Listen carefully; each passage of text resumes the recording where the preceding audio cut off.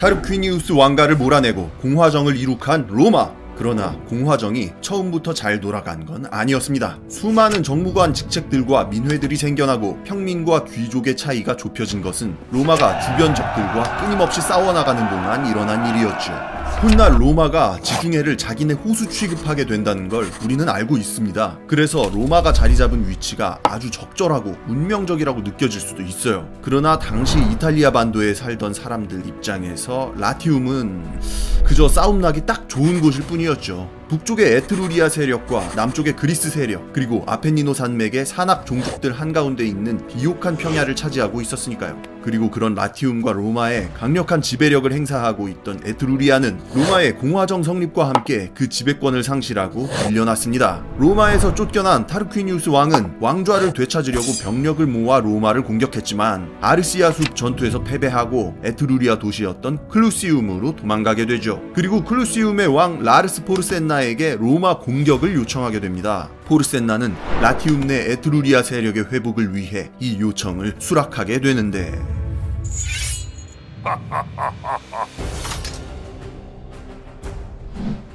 로마 공화정의 성립 이후 겨우 1년 뒤인 기원전 508년 포르센나가 이끄는 에트루리아 연합군이 진군을 시작했습니다.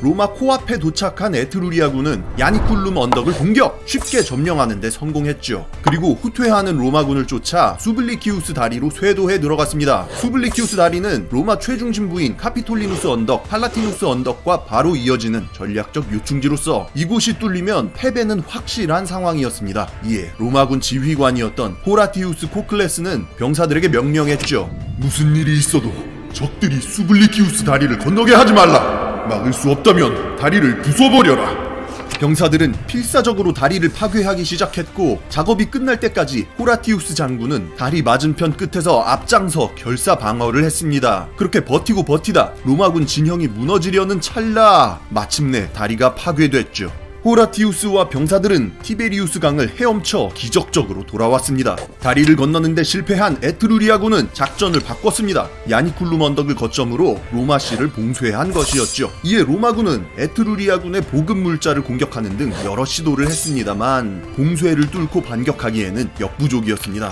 시민들은 굶주려가고 있었고 농성은 점점 어려워지기 시작했죠. 이에 용기 있는 귀족 청년이었던 가이우스 무키우스라는 자가 등장! 에트루리아 진영에 잠입하여 포르센나의 암살을 시도했으나 비슷한 옷을 입고 있던 부하를 공격하면서 암살에 실패하고 포르센나 앞에 끌려가게 됩니다. 무키우스는 죽음을 두려워하지 않고 자신이 로마 시민이라고 당당히 밝힙니다. 그리고는 자신을 고문하기 위해 가져다 놓은 화톳불에 직접 오른손을 집어넣었죠. 내 놈을 암살하겠다는 로마의 젊은이들이 300명은 좋게 된다.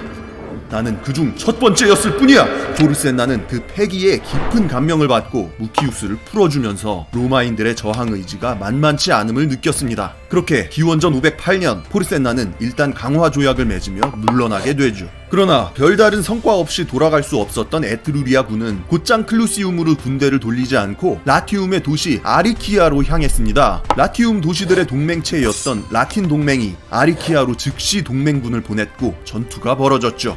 에트루리아군은 기습적인 침공으로 아리키아와 라틴 동맹군을 압도하고 있었으나 캄파니아의 그리스 도시 쿠마이에 아리스토데모스 왕이 이끄는 지원군이 도착하며 후방을 공격! 큰 타격을 입고 본진으로 후퇴하게 됩니다. 이처럼 로마 왕정의 붕괴는 라티움 지역의 세력 균형을 개판 5분 전으로 만들어버렸습니다. 에트루리아는 물론 그리스 세력들까지 뭐 먹을 거 없나 라티움을 기웃거리기 시작했죠. 로마는 라티움 지역을 다시 안정시켜 독자적인 세력을 확실히 구축할 필요가 있었습니다.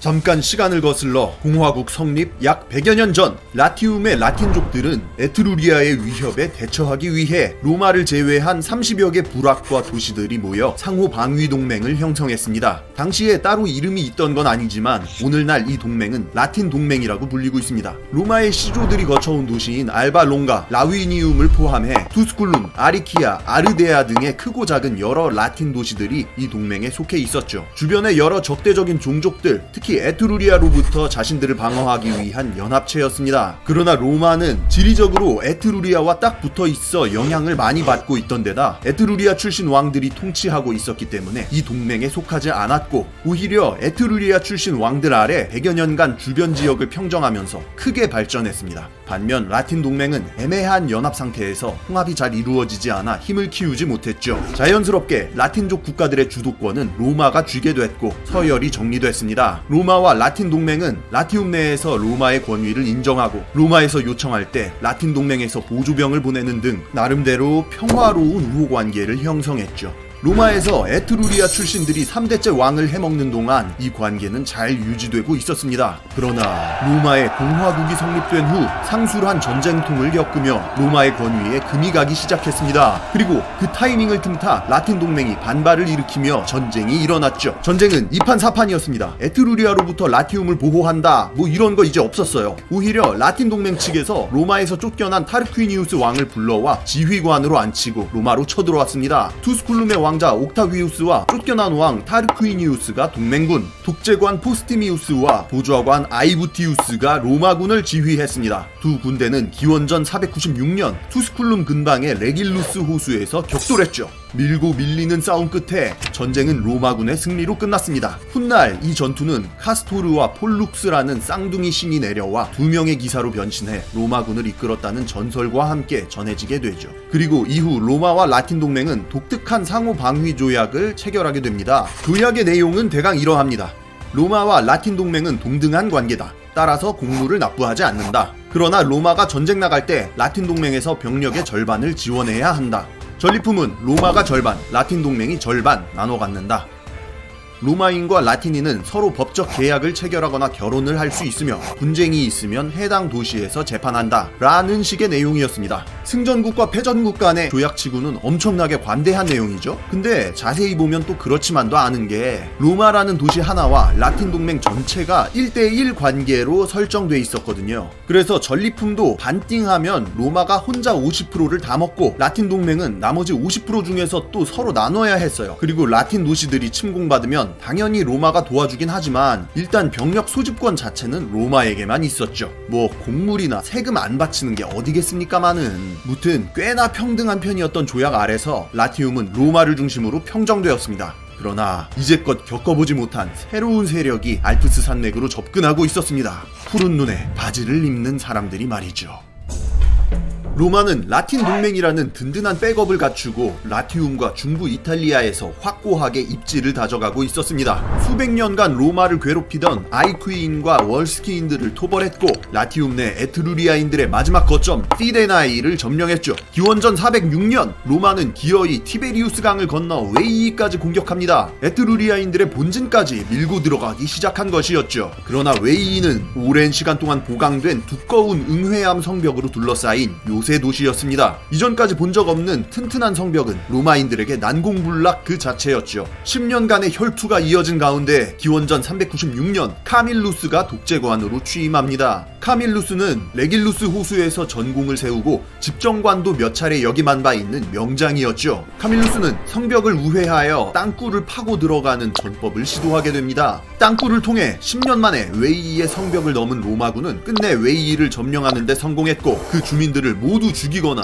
노예로 팔아넘겼습니다.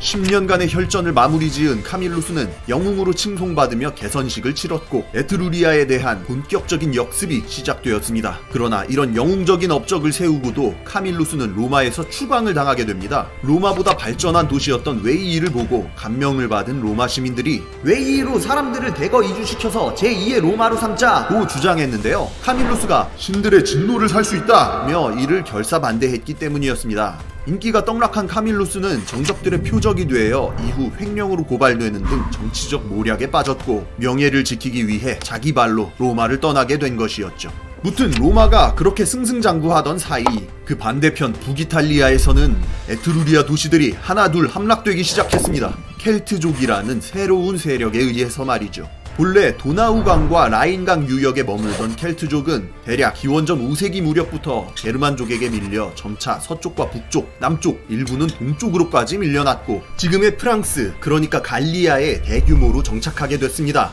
그리고 그 갈리아인들이 기원전 4세기에 재차 이동을 시작한 것이었죠. 에트루리아를 침공한 세력은 알프스를 넘어 이동한 일부 부족들이었습니다. 북이탈리아의 에트루리아 도시들은 허무하게 쓰러졌고 타우리니족, 인수브레스족, 페노마니족, 링고네스족, 보이이족 등의 거대 켈트 부족들이 알프스 산맥 및 포강 유역의 평야지대들을 모조리 차지했죠. 그리고 켈트족의 또 다른 일파인 세노네스족이 족장 브렌누스의 지휘 아래 뒤늦게 남진하며 포강 유역을 넘어 중부 이탈리아까지 넘보기 시작했습니다. 기원전 390년에는 에트루리아의 주요 도시였던 클루시움마저 함락당했고 로마는 이제 한 번도 만나본 적 없던 적들과 싸움을 피할 수 없다는 것을 직감했죠.